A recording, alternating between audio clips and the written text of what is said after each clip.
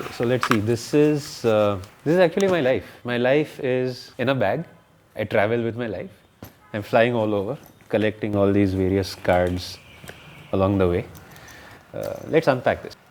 MC Escher is a master on tessellation, geometry, blocks, cubes, relativity, distorted spaces, illusions that completely defy your mind. Martin Gardner, mathematics, machine. To me, there was no better fantasy world than the world created by J.R.R. Tolkien. Tango's old Chinese puzzle, something what hackers do. They have to do things with limited resources. And it is out of these limitations that creativity springs forward.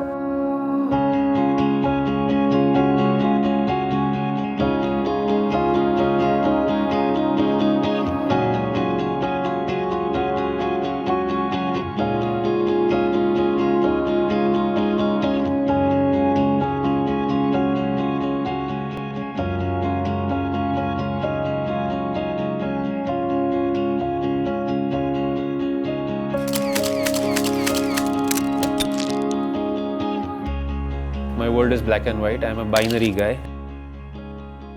I grew up on a diet of comics. This is where I got a lot of my creative inputs. I hated mathematics as a kid. It was until I started reading Martin Gardner. What's the mathematics behind puzzles? For 'tis from the light that light will dawn, and then shines forth the eagle's cross. This statement has brought to me as one revelation that you have to position yourself at the right angle with the light. And sometimes just repositioning yourself in relation to the light source can bring about a completely dramatic picture. I was walking in a plaza in Barcelona, and I was walking around taking normal pictures, the usual stuff, kids feeding pigeons. There's no drama in those pictures. So I walk around, position myself against the sun. The people are no longer the subject, the shadows are the subject. And then at the right moment, a girl comes in and feeds the pigeons. And that's when I click the shutter.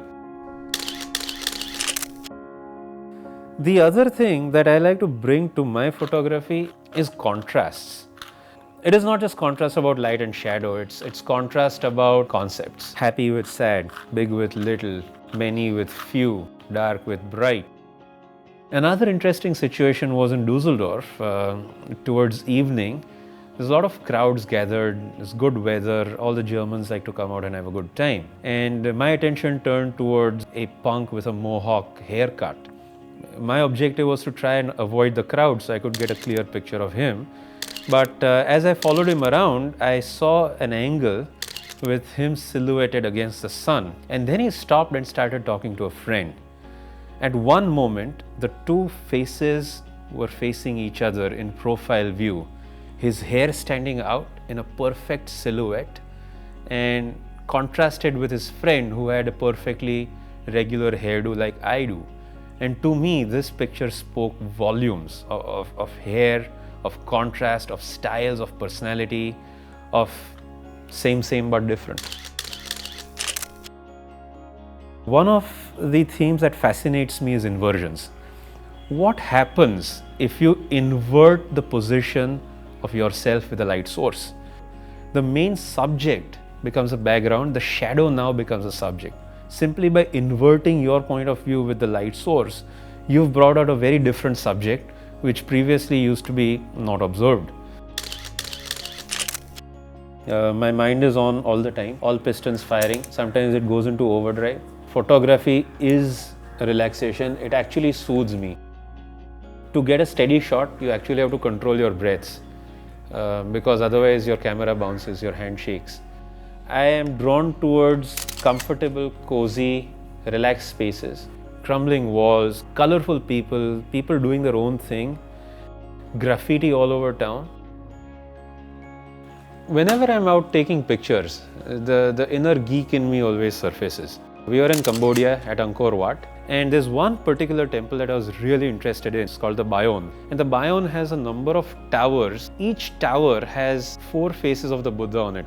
Sunset created some phenomenal contrasts. So the faces in profile receded to shadows.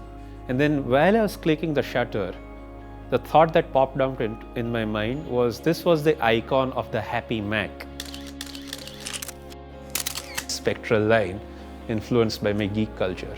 Spectral lines are the fingerprints left behind by stars, encoded in their own starlight. So if astrophysicists look at light emitted by stars, they will see certain bands in the middle of the visible spectrum. These bands represent the atomic composition of stars. Our minds also have this spectral filter. Our minds have certain bands. We will selectively absorb some ideas very readily and selectively reject some ideas subconsciously. So various elements that make up a photograph, when they reach our mind, they get filtered according to our own spectral lines. And that's the whole theme. What are your spectral lines?